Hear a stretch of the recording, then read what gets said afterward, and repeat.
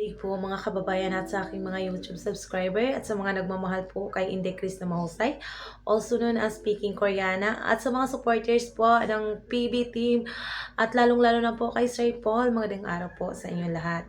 Another day, another vlog na naman tayo, another chikahan mga kababayan.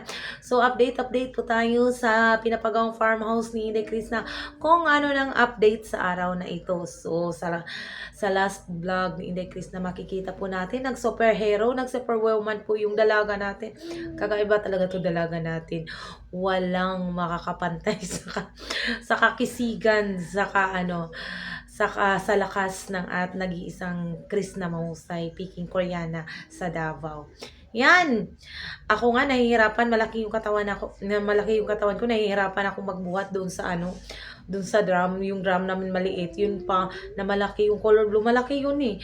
Kayang-kaya, ginpasan lang sa dalaga. So yan talaga yung pinakamalakas at sa Mahusay family, yung pinakamalakas na babae sa Mahusay family, yung pinakamahusay si Inday Krishna. Yan po.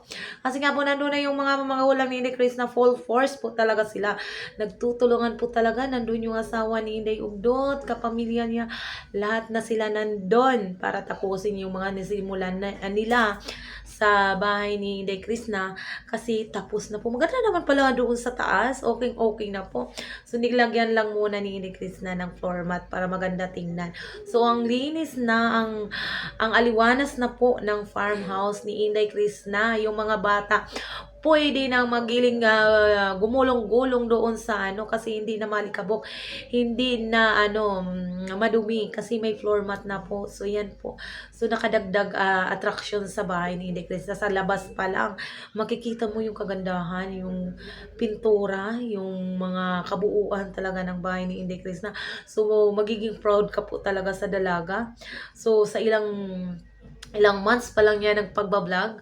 So nakapagawa na agad siya ng ganyan kagandang farmhouse. Hindi lang ba kubo, kundi isang magandang farmhouse.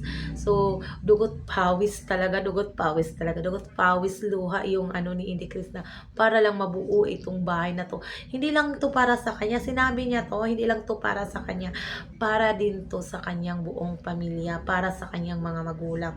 Kaya nga sobrang saya ng mga magulang ni Inday Krishna na nakikita nila yung buong kabuuan ng bahay na pinapagawa ni Inday Krishna kasi akala nila maliit lang eh.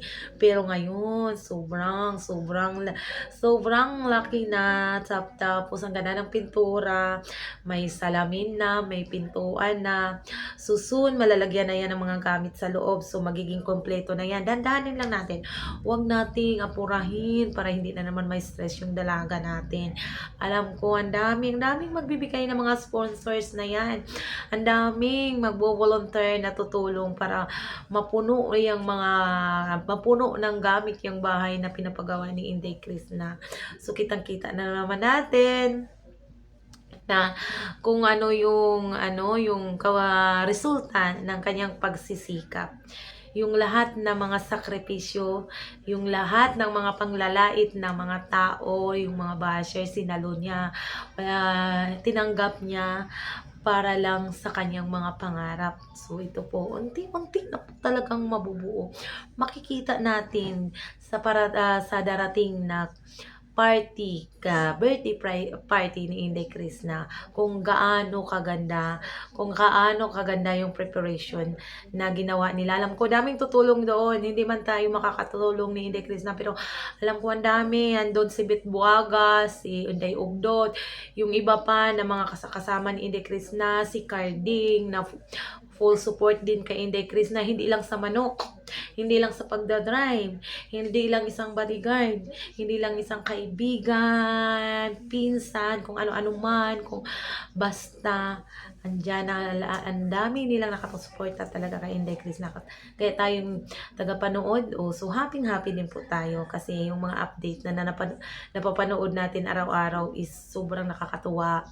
Tapos makita mo magkakasama yung mga magulang ni Inday Krishna na doon sila nagtutulungan para iayos yung farmhouse niya. Sa alam ko doon sila matutulog lahat kasi nga po Tapos na eh. Ayan na eh. Gamit na lang yung kulang. May mga ilaw na po yan. So, gamit na lang. Tapos, mga tanim-tanim sa mga paligid. Nagsisimula na silang linisan. Kasi ang daming plano doon ni Inday Krishna na ilagay sa labat.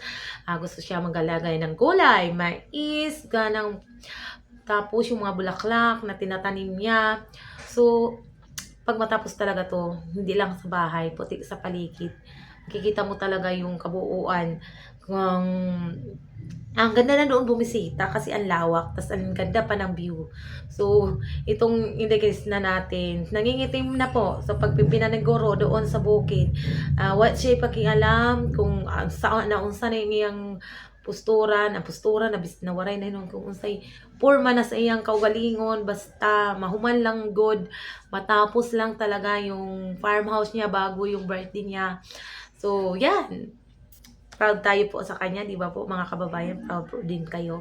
So, sa ganitong mga paraan lang, yung maitutulong natin sa kanila sa panonood. So, hindi na tayo magdidemand ng sobra-sobra para sa kanila. Kasi supporters lang po tayo. So, kung ano po yung pinapakita nila, itanggapin natin. Huwag tayong magsasalita ng ganyan. Mabuti nga pinapakita nila yung mga ganap nila sa buhay. Yung atin nga, hindi natin basta-basta maipakita kasi nahihiya tayo. Pero sila sinubukan talaga nila para maipakita, malaman natin kung ano talaga yung totoong buhay ng Krishna Mahusay at kasama yung mga pamilya niya. Andun si si Tito King Kong, yung mga titas niya.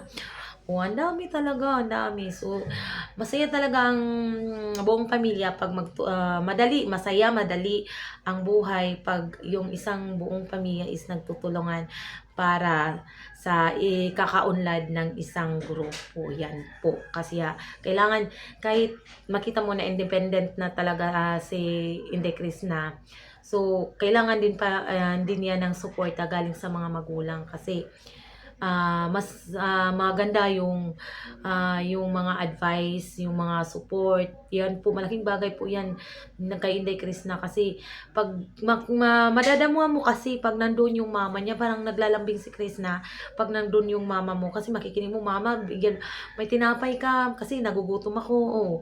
Yan, pag wala kasi yung mama niya, wala naman siyang doon pwede masasabihan ng ganyan. Yung mga tito-tito niya, iba naman talaga yung lambing ng mga magulang.